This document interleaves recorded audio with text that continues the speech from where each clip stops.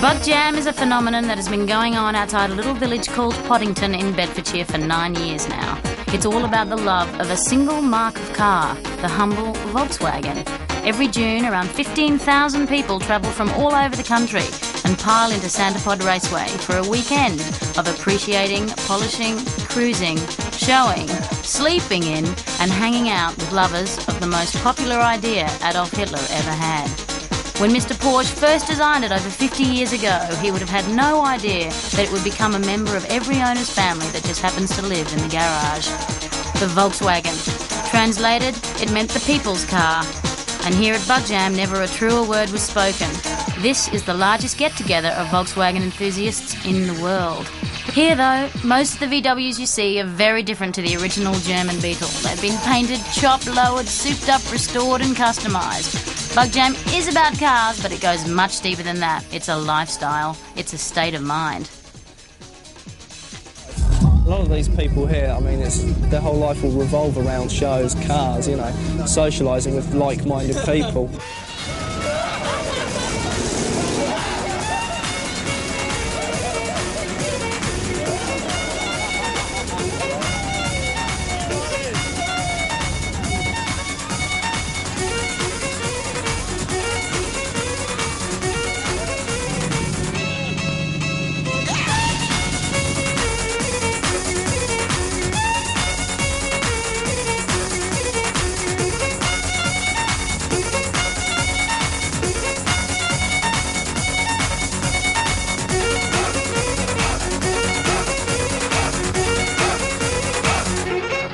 Let's go.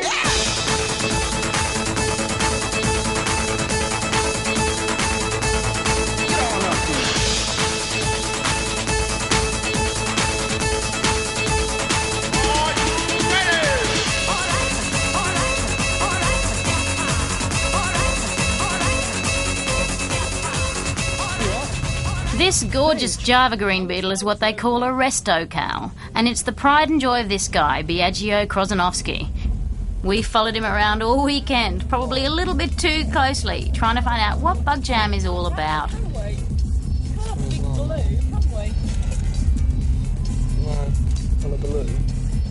Please just be as normal as you can, you know, because otherwise if you look at that and that, you'll look at it on television and it'll just show so badly, you know what I mean? And all the deaf people will be at lip read what I'm saying to them.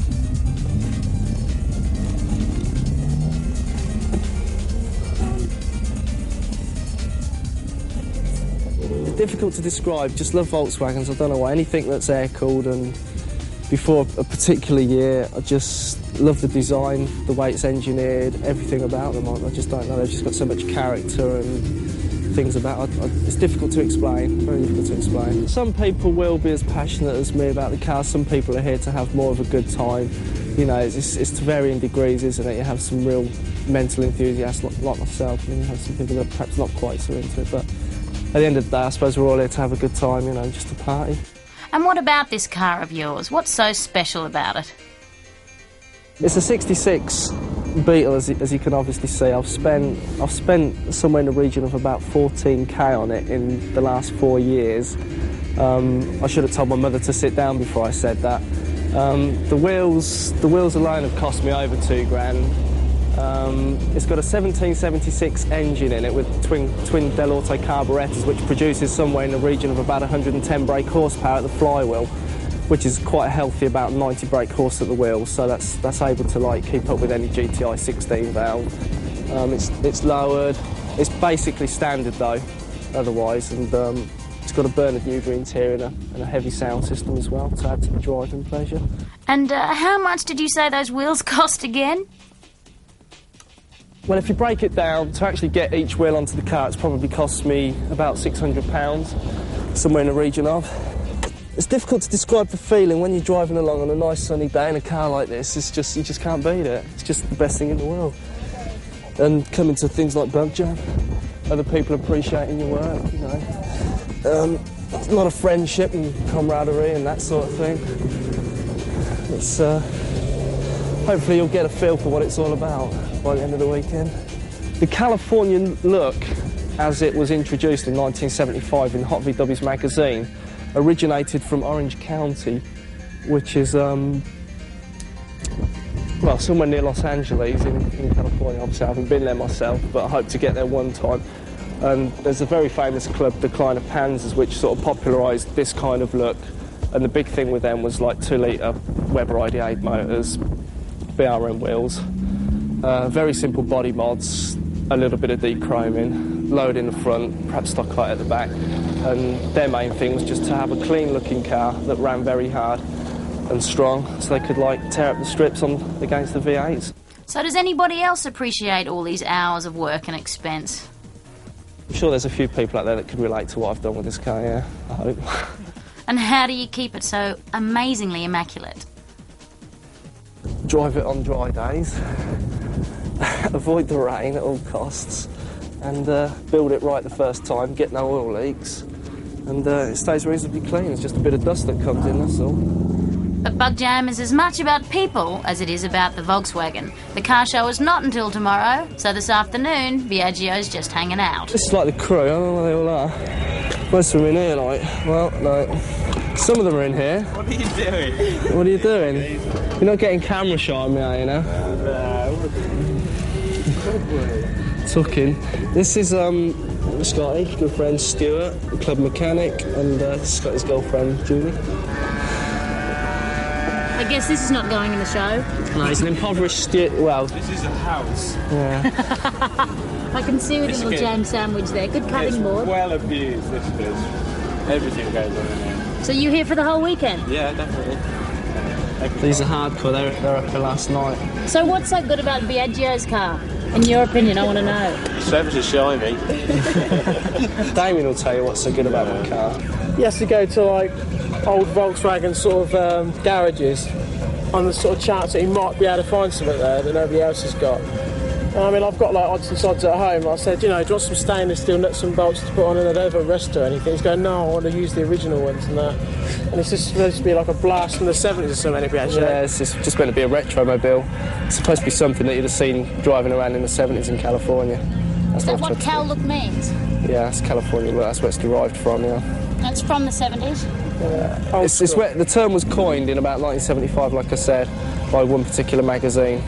So why in America did they want to do something different? I don't know how much you know about these things, but the Americans are just car crazy.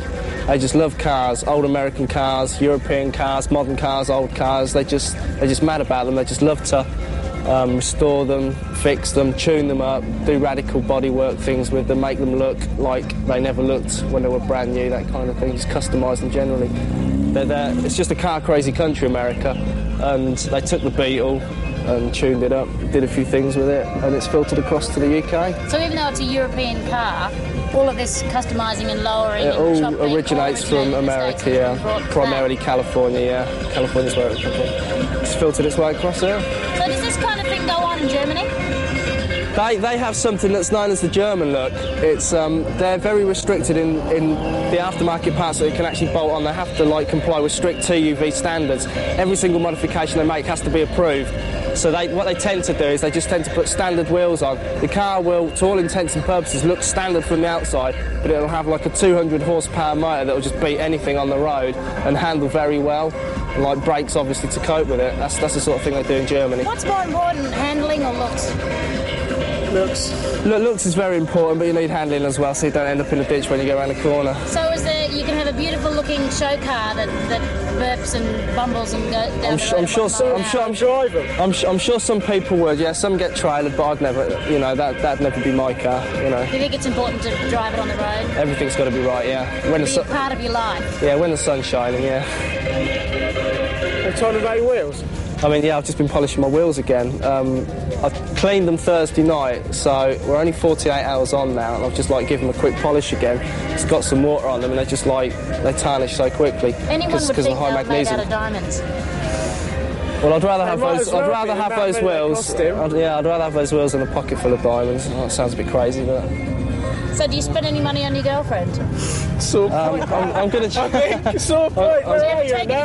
It's a good thing she's not here, otherwise she'd be battering me about the head. I have done in the past, but then the wheels came along and that sort of put an end to all that. But hopefully I'm going to change all that, you know, now You can't the sleep with car's a set of finished. wheels. I know. They don't give me much companion. They don't. They don't give me much companionship or conversation, though. But, just a once in a lifetime opportunity, you know. So do you have a cushioned garage for your car? Does it sleep on pillows? You should go and see his garage. You'd be very surprised. I think you would be gobsmacked. You wouldn't believe that car lives in the garage, but it does, you know. It looks as if it's Boeing. There's that many shelves about that far away from the car. It's crazy. It's so precarious. What do your parents think of this infatuation of yours? They don't realise that I'm as mad about it as what I actually am. Because my father sadly passed away, and my mother lives about 40 miles away from here. So, you know, the first she's going to see of just how madly into it I am is, I suppose, when she sees it on the television. When did it all start with you? It wasn't a teenage thing. Well, obviously, like, I'm old enough to remember the Herbie movies and all that kind of thing. How old are you? Yeah, 28. And a couple of my friends got interested in it in about 87, 88. I picked up the Volksworld magazine and thought, hey, you know, this is really good what they're doing with these cars. I really like it. And it took me a couple of years to get the courage to actually buy one, you know, because I didn't think they were very practical for everyday use. And finally took the plunge about 5 years ago and never looked back. And neither's my bank account. I'd like to get to America. I'd love to go to California to see where it all started. And see some of the cars you see in the magazines, you know, the ones that people idolise. See what they really look like and meet some people, you know. That's what it's all about. Making friends. So, the chopping, customising, lowering and cow look ideas all came across the old pond from America. And so did this. Drag racing. Straight line racing from a standing start up the quarter mile. It started in the 40s in California, where would-be Brandos and Deans stripped down cars, souped them up and raced them on the disused airfields and salt lakes. Any car will do, as long as it packed the right kind of punch. And here at Santapod, on the other side of the banking is Europe's most famous drag strip. And of course, it's the humble VW that's burning rubber. Some are modified, some are street legal, they're all broken up into classes to equalise performance, and they're all very, very quick. This is the fastest super street beetle in the world, and Paul Sutton is the driver. This is a Volkswagen drag racing car, but it's street legal, and it's one of the fastest. It is the fastest street legal beetle in the world at the moment. So what is it about Volkswagen drag racing? Why race a Volkswagen? They've got to be about as aerodynamic as a brick, haven't they? No, not too bad, like compared to full pops, what have you. But we've had this car for about 8 years, and it's just like been developed over the years, really. Getting a bit faster each season. And like we won the championship last year in it. And we broke the record as well last year. What was that? It's the world record, the fastest street legal beetle in the world. And what was that over a quarter mile? The record is 10:33, but I've run a 10:06, but I haven't backed it up, and that's at 135. You got to back it up within 1%? Yeah. So we've had a few nitrous problems today. I was going to have a go for it today, but it's a bit cold. Okay, so what goes on with the Volkswagen Drag Racing Club here today? Do you run eliminations like a normal drag racing? Yeah, today this is just the quick 8. The actual points round is tomorrow. So this is just like for money today, the quick 8. And then there's the Street Warrior, which is like for the slower ones, like the street cars. Okay, so what's the engine compared to a normal street? Well, it's basically Volkswagen? a standard Beetle engine case, but all the rest is like specially imported parts from America. And well, it has to run a standard case to run in the super street class. But then the modified, they can like do what they like to them, really. What's the horsepower? About 350. And 0 to 100 in... Well, it does 0 to 60 in about 2 seconds, 0 to 106 in 6 seconds, and 0 to 135 in 10 seconds. But we're going to try and get the car into the 9s this year. That's the aim. Yeah, well, that's pretty fast for a Volkswagen. It's not too bad, is it? Yeah. Now, it runs on petrol? It runs on it's called C16, like special racing fuel, and then we add nitrous into that, like a nitrous oxide system we got on it as well. And are all the cars in this, what is it, Super Street? Super Street class. All the cars in this class, do they run on the same fuel, same engine? No, they can, like some of the cars have got turbo, some have just run on normal fuel. All depends what engine they got on them, really, because the Super Street class is the rules quite wide on it, really. So what was your passion? Was it Volkswagens or was it drag racing? Well, I own a Volkswagen garage, so... That's what started it off. Right. But I bought this car as a write-off, so it's just like been developed over the years, really. Now, is it made out of fiberglass? No, it's all steel, but it's got a plastic front and plastic wings on it. But it's all got the original floor pan in it. But it's a Mexican Beetle. It's not a German one. And a Mexican Beetle. Yeah, it's a bit of a traitor. What has to be street legal? It has to have a current MOT, really, but apart from that, anything goes, really. And of course, you own a Volkswagen garage, so you can give it your own MOT. No, we don't do the MOTs on the premises. Oh, don't you? So how can you run slicks on? How can it be street legal if you're running you're allowed slicks? to change to slicks when you're racing, but like for the MOT, obviously you've got to have road tyres on there, and we change the exhaust and like the lenses, but that, apart from that, everything works on it. All So the the lights. process when you're drag racing is the same as in drag racing? Yeah, like run a pro light, and like on the Sunday they run like the sportsman lights, so I can run a 16-second car and you can beat me. So would you ever change out of a Volkswagen and go into an American car, say, in the super street classes in drag racing, or do you just love the Volkswagen I think I'll stick scene? with the Beetle. I like this, yeah.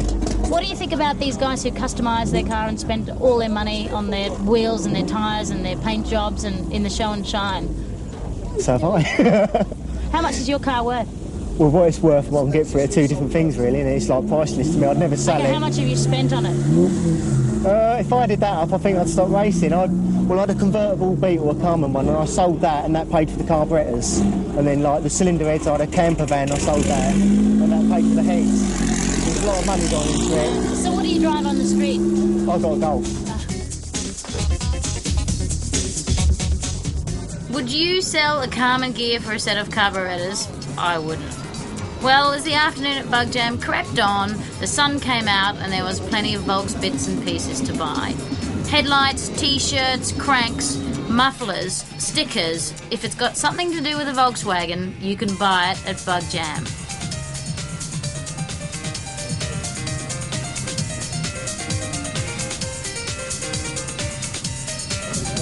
And of course you must wear the logo in as many places as possible to show the world exactly what you're into.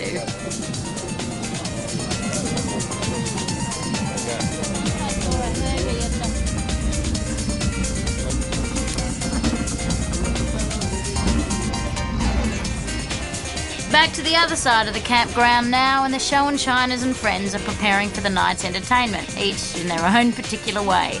There's cars to polish, barbecues to cook, and stories to be told.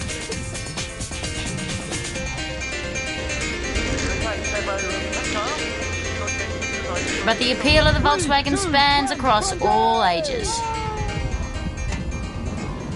I love Bug Jam because there's got all Beatles in it. Does Mummy and Daddy drive a Volkswagen? When my mummy's car's fixed, it will.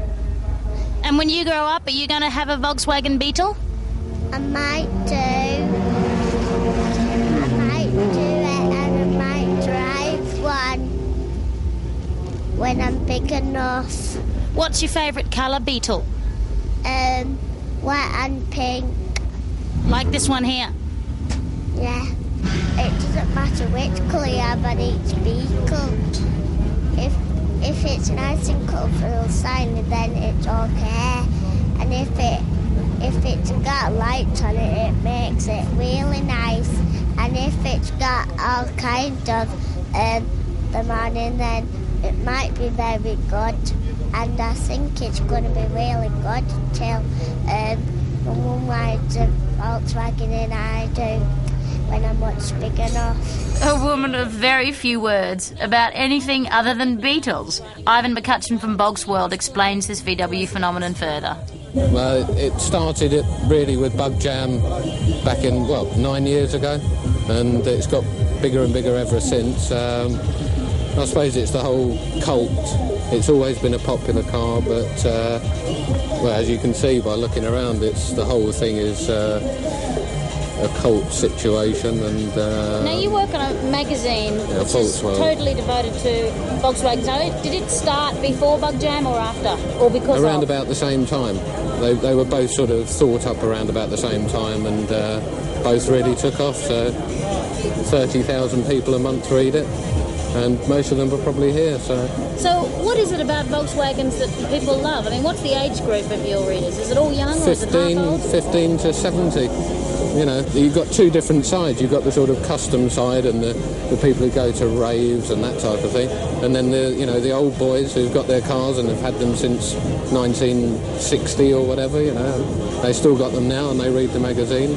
And is there some kind of a hierarchy within the Volks world? Here it's like you've got the racing cars, so they're obviously important in their own way, and then you've got the vintage stuff. You've got the Cowlitz like this one. They're all popular, but they all get different audiences. So whatever. Do you drive a Volkswagen? I've got that one. Why do you drive a Volkswagen? It's different than anything else. There's a lot of friendly people who drive them too. It's fun. It's good fun. Is there some kind of feeling of family that you have with everyone else here because they all drive Volkswagens too? Everyone waves to you. Everyone waves to each other. You get to know a lot of people, you know, just even if it's just saying hello to them, you know, everyone's friendly. So as the day ends over Bug Jam and Santa Pod, the entertainment begins. First, there's the annual Miss Bug Jam competition, open to anyone who wants to enter. No discrimination at Bug Jam.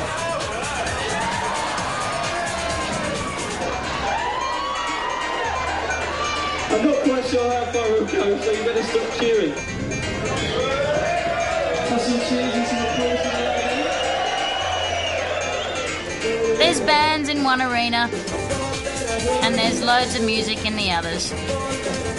Later on, 3 marquees play the same techno, hardcore and groove tunes that they've been playing out of awesome car stereo sound systems all day long.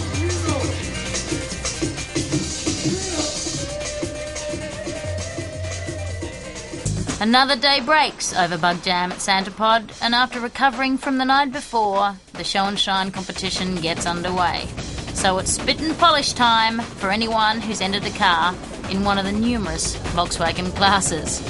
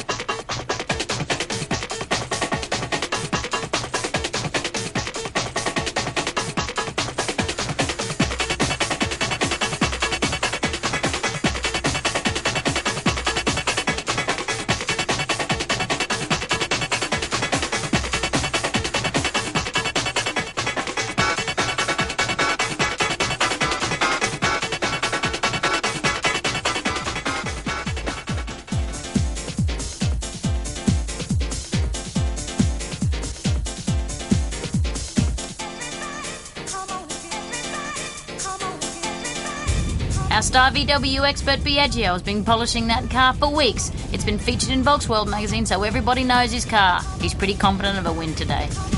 I'm not that worried about getting it spotless, you know what I mean? So what do you think your chances are? I mean, you're surrounded by all the cars that are up against you. Yeah, I don't know. As good as anybody else's. At the end of the day, what it is it's only judged, yeah. Like somebody who does their car like that, with the blue and the yellow triangles on the side, who's got no taste, obviously, is not going to understand what I've done here. Whereas I think I can see more of what people are doing. I can understand what they've done. Sort of thing. It sounds a bit big-headed, but you know. What about this one here, this blue and white one? It depends, you see. You might enter it into daily driven class, in which case you stand a good chance, you know. It's not a full-on showcase. Obviously not spent wads of money. He's not spent a great deal of time. And what if he enters it into Resto Cal? Well, I don't know. I mean, He's not listening. I should think mine would probably beat it, but the ones in my class can be that one, this one. This one is very clean, so the one directly behind it's quite nice. It's about 4 strong contenders. Just briefly, I think that white one there's got a good chance. The one directly behind mine with the roof rack is quite a nice vehicle, as is the one behind that. And also this grey one just here. All the vehicles are done roughly in the same sort of style. That one's got hydraulics, that van's got hydraulics, there's another one that's got hydraulics. That means they can all bounce around and move around and all that sort of business. It's not the sort of thing you do to a car like this, no. I like it, you know, and it amuses me, but it's not for my car. Okay, now what about this one over here?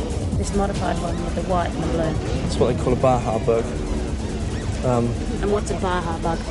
It's Baja Desert in Mexico or Southern California. They started racing across it in America. They're into June buggy racing and that sort of thing.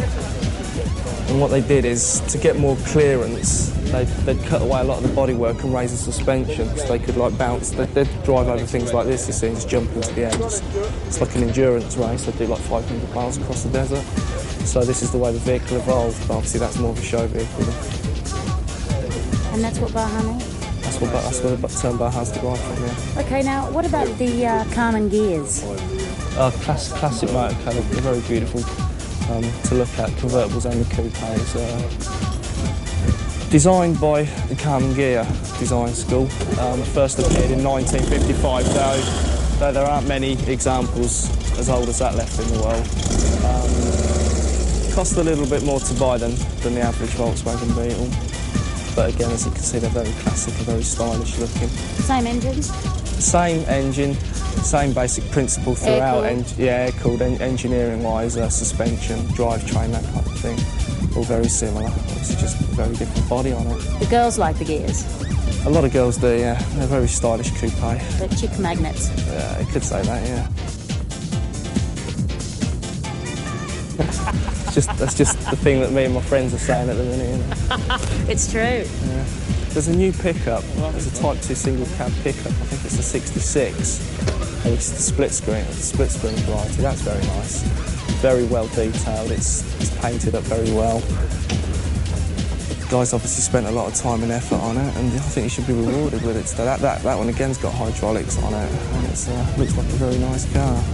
It's nice to see some of the rarer types coming out. You don't see many of those because obviously having been commercial vehicles at the start of their life, they're abused and battered, so consequently not many survive. And it shows the appreciation more of the mark. It does, yeah. I mean, if people go to the trouble to locate these older vehicles and that, to restore them, so on and so forth. You can see here that he's actually dropped the front bumper as well to also give it a visual impression of being lower. And he's modified some of the bodywork to also give it the impression of being much lower than it actually is, even though it's very low. So the engine's good. There's an original MP Stinger exhaust system there, quite a collectible item. Very clean engine. So he's taken the tuck and roll upholstery right into the engine bay as well. Incredibly clean, and it must take a lot of hours cleaning it. So this car's been very radically altered. You can see the interior is a bit of a styling concept, and he's done a few things like notably the bumpers, and I'm sure he's rounded the door corners off. It's got what we call suicide doors. If you look at the dashboard, he's moved the steering column. You can see the speedo's mounted in an odd position, and it's all sculpted in 3D as well. It's a material you see used a lot in other custom car. The idea with this engine appears to be simplicity. He's just tried to keep it as uncluttered looking as possible, like with the wires. You can see there's only the wires off the distributor cap going into the fan shroud and nothing else. Now at Bug Jam, it's a self-judging system, which means that all those who have entered their cars judge everybody else's across the classes, including Biagio. It's a very good turnout today. I wasn't expecting as many cars as this, but Bug Jam is a show which a lot of people tried to debut their cars out, freshly finished cars like that one over there, for example. A lot of people worked long and hard to try and get them ready for this show. These are notchbacks. Again, these two follow the Resto Cal flavour. Basically, very, very stock or standard in appearance, but as you can see, they've been lowered just to give them that more sleek, cool sort of look about them. Very, very nice cars. Parts quite difficult to obtain and as a consequence quite costly too, but there are a number of specialist outlets such as the Type 3 Detective to hunt around for the bits to help these enthusiasts keep their cars on the road. To buy something as nice as that probably cost me 4 to 5 grand easily. It was Volkswagen's pitch at the higher end of the market, slightly more luxurious, a few more creature comforts. Trim level was much higher.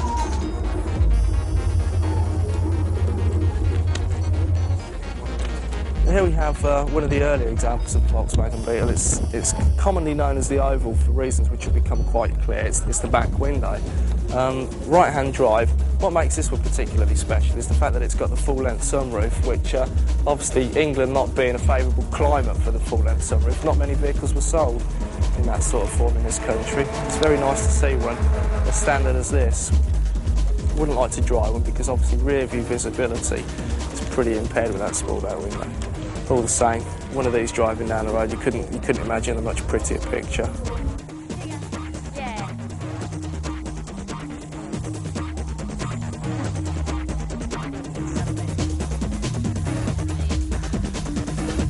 That one probably is convertible. Very sweet looking car. Beautiful car to drive when the weather's like this, which unfortunately it's not enough of the time in this country. I believe it's a Type 1 case with a Porsche upright fan conversion. A reasonable amount of engine cooling got into there. Enables better cooling. A vehicle like this, obviously left-hand drive, it's more than likely come from California, which is where a lot of these vehicles were sold. I think 80% of Karmann Ghia were probably sold in California. Being a car-crazy state in a car-crazy nation, I mean, you know, you couldn't have a nicer car to drive than something like this now. Sunset Boulevard. The climate out there is reasonably kind to them. You find a lot of rust-free, rot-free examples over there still. A lot of them are getting imported into this country, getting snapped up. A prime example like this, being a convertible, could probably fetch anywhere in the region of £9,000 to £10,000 in this country. And if I had the money, I'd love to own one.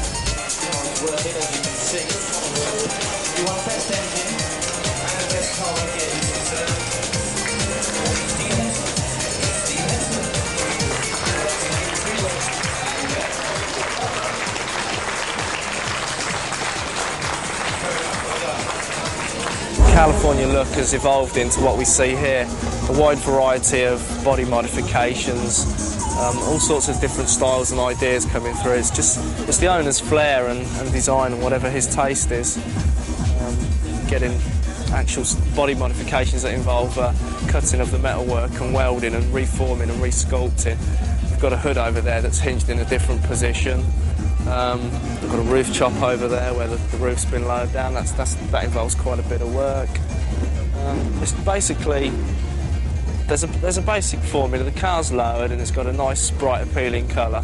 From then on, anything goes. It's whatever the owner wants to do, really, to suit his own personal taste. What would be your choice? In this category, let me see. That one there looks quite clean. The thing is, some of these cars were out last year and there's nothing else come out to be any better, sort of thing. This is the category Street Custom, and this one would be my choice, car 8. It's a very clean car, suicide doors, rounded door tops, more refined interior to the owner's taste. You can see we've got suicide hinged bonnet and deck lid at the back as well. Quite a nice shade of purple as well, very fetching in this light. Well, that Purple Street Custom didn't win because Glenn Williams got the majority vote in the Street Custom class. You can see it's got an oval window there, like the one we were talking about earlier with the sunroof. Interesting wheels, obviously suiting a lot of people's tastes here today. The last afternoon at Bug Jam has almost come to a close, and people are starting to head off on what for some will be a very long trek home, especially in a Volkswagen camper. But we've still got to look at the kits and buggy classes and find out who won the best of show. This is based on a Wizard Roadster, very tastefully executed. And some nice ideas on it. Full leather interior by Bernard Newbury, one of the top coach trimmers on the VW scene, if not the top coach trimmer. It's the effort that's gone into designing it. I mean, obviously, the colours work very well with one another. It's a complete package. He's not just throwing it together. You can see that the tan interior really works well with the green. It's got the Porsche alloy wheels on the back, which give it a very modern look, which is very in keeping with the flavour of the car, with the Testarossa side rakes. I think this would be my favourite to win this class, without having had a good look round. Recognise these? This is what Bug Jam calls the buggy class. Beach buggies to you and me. Not an enormously popular class in this country because of the dismal English weather. This is Clive London's buggy with that radical steering wheel design. He's a constant winner in this class because he's really been one of the only enthusiasts to put the time, expense and effort into a buggy. It takes a lot of work to get a car like this into a state like this. He's flared out the wings, spent a fortune on that candy apple red paintwork, and just look at how spotless his engine is.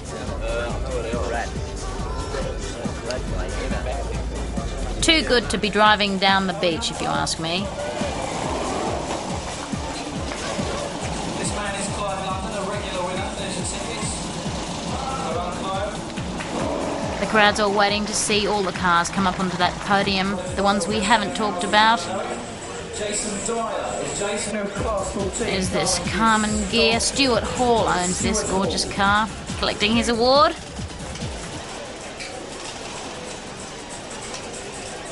Well done, Stuart. Nice car.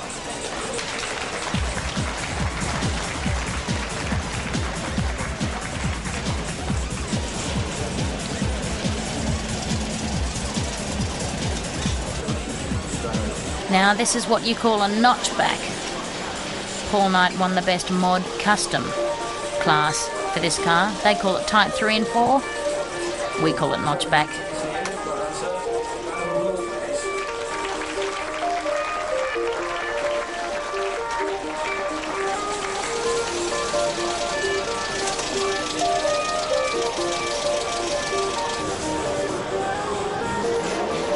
And that blue and white Baja we were talking about before belongs to Ian Johnson, and he won Best Baja.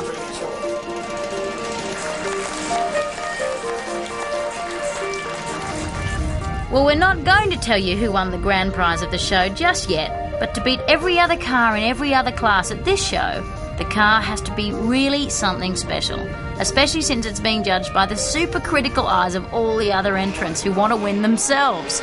Let's just take a quick look at how Paul Sutton, in the fastest Super Street Beetle in the world, went in today's racing.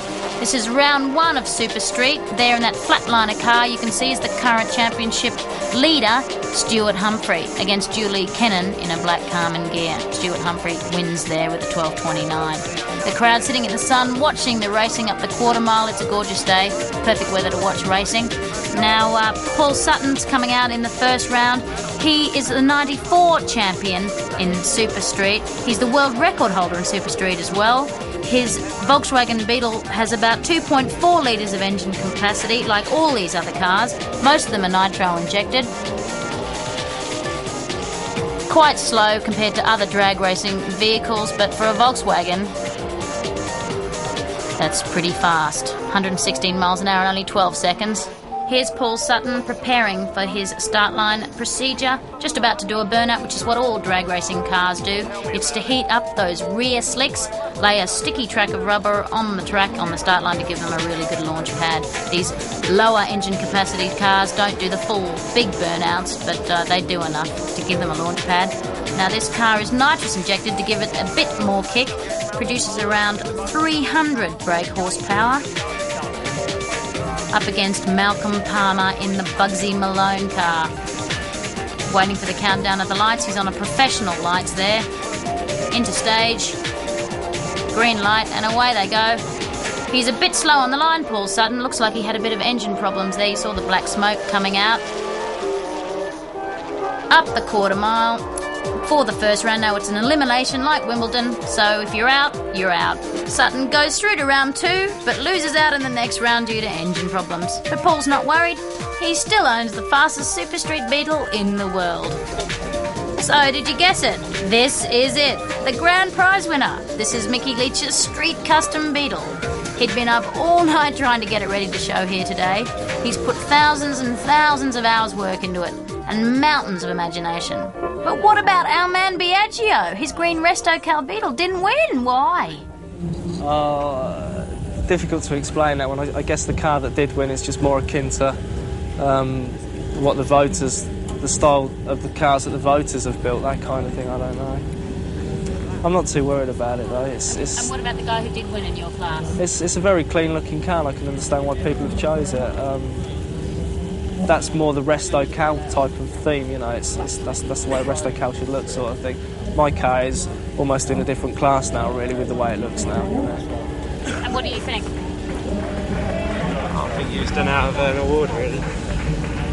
Nice car. There's a lot of nice cars here, but Piaggio is probably one of the nicer ones. Spent a lot of time on detail, things probably a lot of people wouldn't notice. So things that might necessarily quite achieve, Piaggio's gone and sorted them out from all different places. So probably a lot of the judges wouldn't know about that sort of, well, they're not, they're just people who sort of enter their car and class them. What about the other wins? Do you think that they were fair? Yeah, I think. It's the thing. It's a people's choice. So a lot of the time, like a lot of the people are judging what they want to see. You've got 6 or 7 people looking at. They've probably done their car their own way. Biaggi's has done his way. So at the end of the day, it's what the other 6 or 7 people, 8 people in the class think as well. So how would you sum up the weekend? I think fantastic weather, lots of nice cars. Everybody's had a good time. Good music last night, good entertainment. Well worth it. I've had a really good time, and I can't wait to the next one. So what are you going to do now? Go home, go to sleep. Go home and get some rest, yeah. And what happens to all the cars? Do they sort of go away until the next show? Yeah, each month there's something normally on somewhere, so it's a case of travel all over the country. It's great. It's fun. So if you had to sum up Bug Jam in a few words, how would you do it? Certainly mental. Don't miss it next year. Very, very good event. Well worth it. Well worth the trek from wherever you are. Really good event. Really good. Well, perhaps all people don't appreciate Biagio's attention to detail in this self-judging system, but he's happy, after all the hours of work and all the money he's laid out, to be part of the scene. And of course, to be able to experience the pure driving pleasure of a Volkswagen that's all his, regardless of whether it's a showpiece or not, which seems to be what Bug Jam is all about.